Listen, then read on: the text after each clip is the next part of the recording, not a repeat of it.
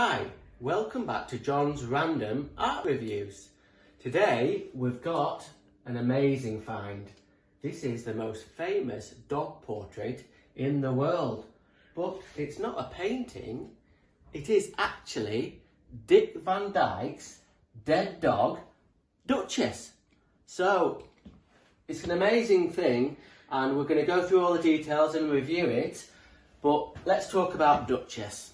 Duchess was Dick Van Dyke's dog and they were constant companions. They loved each other. Dick loved Duchess and Duchess loved Dick, and they went around everywhere together and they went on movie sets.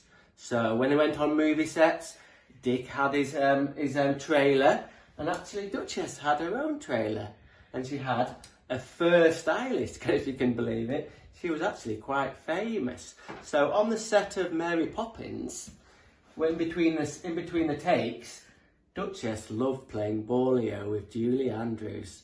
Now that's a fantastic sweet little story, isn't it? So things were going really well for both of them, really. They were both big stars. Dick was a star, but Duchess was the star as well. Now then, Duchess was in high demand.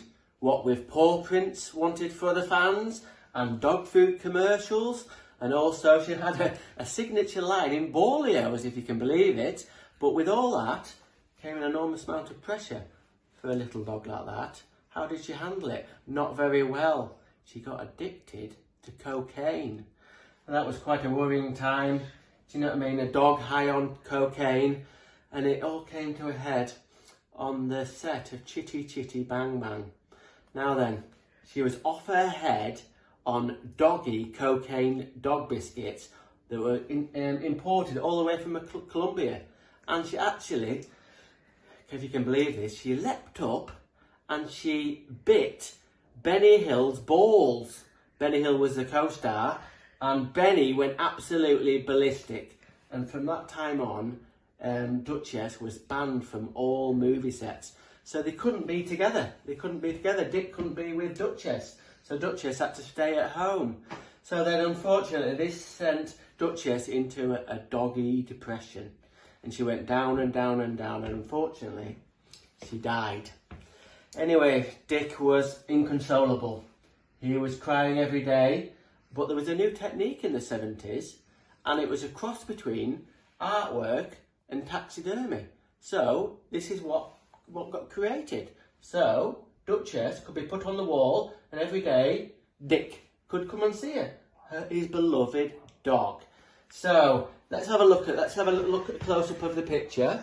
It's got a lovely, I think it's a walnut frame with a gold trimmings, and you can see the lovely fur and her lovely ears. And actually, look at closely, you can actually see some cocaine still on her nose. And look at them far away eyes. She's actually spaced out now. So if you just pull back a bit, you can see the remnants of some doggy biscuit sick on her fur, which is quite sad. So in some ways, this picture is quite melancholy. It doesn't show Duchess in her happy state. It shows her at the end of her life, really, when she was battling with cocaine addiction.